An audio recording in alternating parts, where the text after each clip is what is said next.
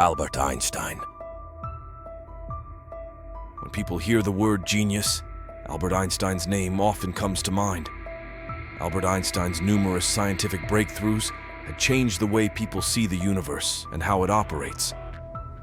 Albert Einstein was born on March 14, 1879, in Ulm, Württemberg, Germany.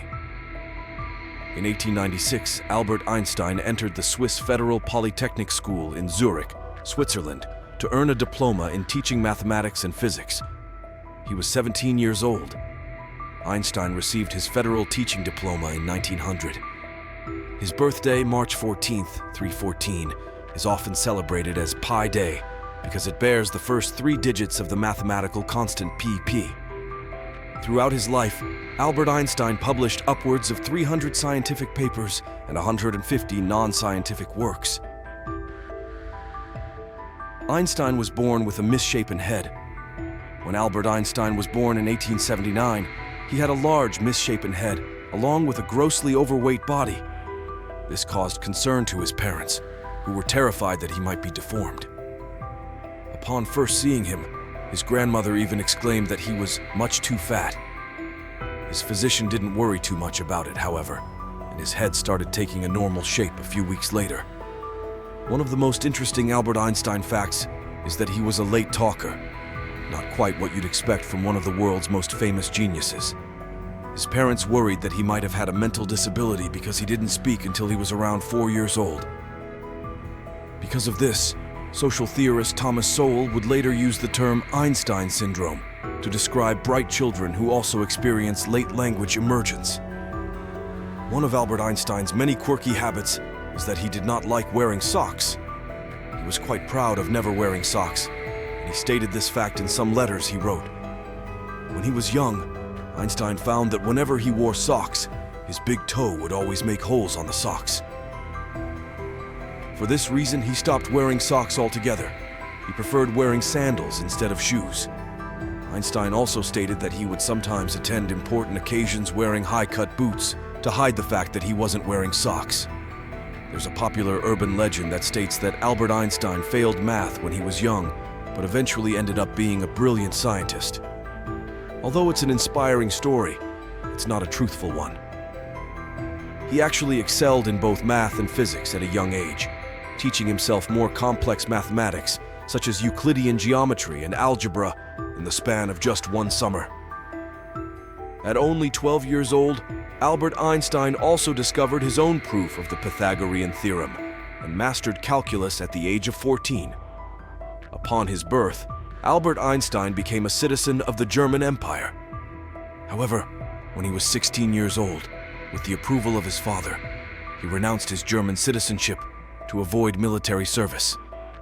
Because of this, Einstein became a stateless individual for 5 years before becoming a naturalized citizen of Switzerland. He then kept his Swiss citizenship for the rest of his life. Another one of the most interesting Albert Einstein facts is that he was a lover of music. He was passionate about music for most of his life, and he even stated that he often thought in terms of music and experienced his greatest joys in music. Einstein also stated that he would likely have become a musician if he weren't a physicist. His mother had him learn the violin at the age of 5, but he didn't enjoy it then. At age 13, however, he discovered Mozart's compositions and began to take more interest in music. He even impressed a school examiner by playing Beethoven's violin sonatas at age 17. From then on, music took a significant role in Einstein's life, and he reportedly would refresh his mind by playing the violin. Einstein was still a student in Zurich, Switzerland, when he first took up sailing. This became another lifelong hobby of his, and he often would take to the seas as a way to think. Oftentimes, he would sail around aimlessly in the seas for many hours a day. However, this famous scientist wasn't as adept at sailing as he was in theoretical physics. He often would lose his way or tip his boat over on his trips, even in his later years. Moreover, because he didn't know how to swim, Einstein needed other people to come and rescue him. Now that's one of the Albert Einstein facts you have to remember. When Albert Einstein got his teaching diploma in 1900, he spent around 2 grueling years trying to find a teaching job. As brilliant and intelligent as he was, he still struggled to get a job. He eventually found a job as a patent examiner at the Federal Office for Intellectual Property in Bern. Einstein worked at the patent office for 7 years, and he was so efficient at his job that he also had time to work on his scientific discoveries during his time as a patent clerk. It's a well-known fact that sleep is necessary to keep the brain functioning effectively, and even Albert Einstein held sleep in high regard. He reportedly slept for 10 hours a day, more than the typical person's sleeping time of 6 to 8 hours. Aside from being a scientist, Albert Einstein was also an inventor. Along with his student Leo Szilard, he invented the Einstein refrigerator. They invented this type of refrigerator in 1926 and got a patent for it in 1930. The refrigerator didn't make use of Freon and didn't have any moving parts. Although it was noiseless, durable, and inexpensive to make, it wasn't as energy efficient as the typical refrigerator and ultimately failed to take off commercially. Albert Einstein took an interest in aviation, but in that field, he wasn't much of a genius. In 1916, he wrote a scientific paper suggesting a new design for aircraft wings. He wrote the proposal in the hopes of improving lift in aircraft and based his design on Bernoulli's theorem. As with any person, however, he wasn't right about everything. When engineers tested his design against conventional airplane wings, the conventional wings achieved lift better than Einstein's design. Originally, Albert Einstein traveled to the United States for a 2-month work trip, and he brought his wife, Elsa, along with him. While he was there, Nazi movements rose in Germany and targeted Einstein and his ideas. Nazi scientists even denounced Einstein's theory of relativity and branded it as Jewish science. There were also bounties on Einstein's head, with one magazine even having his face on the cover, along with the words, "Not yet hanged." Adolf Hitler also became chancellor in 1933, while Einstein was in the US.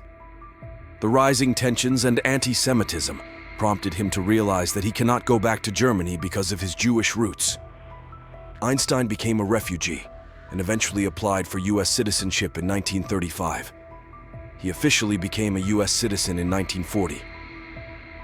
One of the more often overlooked Albert Einstein facts was that he was a civil rights activist who fought against war and racism.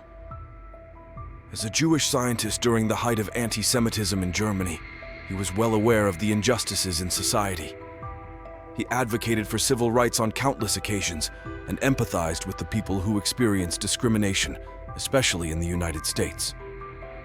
Following recent scientific breakthroughs during the Second World War, Albert Einstein was aware that the Nazis had the technology necessary to create nuclear weapons. Einstein then wrote a letter with Leo Szilard, warning US President Franklin D. Roosevelt of the possibility of nuclear warfare. His correspondence with President Roosevelt eventually led to the launch of the Manhattan Project, which sought to win the race for the world's first nuclear weapons. Einstein, who was mostly a pacifist and an advocate against war, regretted recommending the creation of atomic bombs to Roosevelt. He openly advocated against nuclear warfare. Together with other intellectuals and scientists, he later signed a manifesto that showcased the grave risks of nuclear weapons. The Prime Minister of Israel asked him to be the president of the country, but he declined.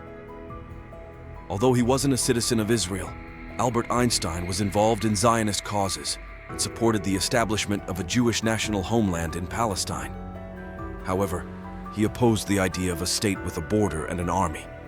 In 1952, Israel's first president, Chaim Weizmann, died while he was still in office. To replace him, the Prime Minister of Israel asked Albert Einstein to assume the position of president. The position was mostly a ceremonial one, but Einstein declined the offer.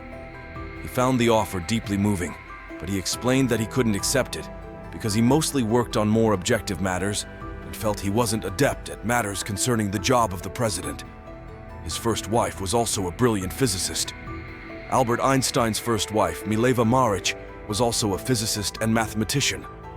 Some historians even regard her as Albert Einstein's unsung collaborators, stating that she helped Einstein form concepts in his Annus Mirabilis papers.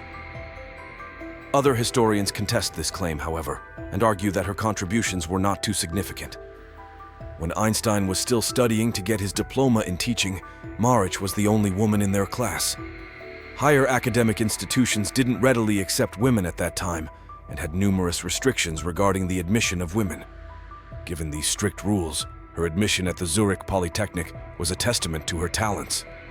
Einstein became friends with Marich, and their friendship eventually turned into romance. In one of his letters, Einstein even told Marich that he preferred studying with her. The lovers eventually got married. Einstein suffered from internal bleeding due to an aneurysm in his abdominal aorta. Doctors could have prolonged his life, but Einstein refused surgery. The scientist stated, "I want to go when I want. It is tasteless to prolong life artificially. I have done my share. It is time to go. I will do it elegantly." Albert Einstein died on April 18, 1955, in the Penn Medicine Princeton Medical Center in New Jersey. The brilliant physicist was 76 years old when he passed away, and he reportedly kept working until hours before his death. This is perhaps one of the most shocking and controversial Albert Einstein facts.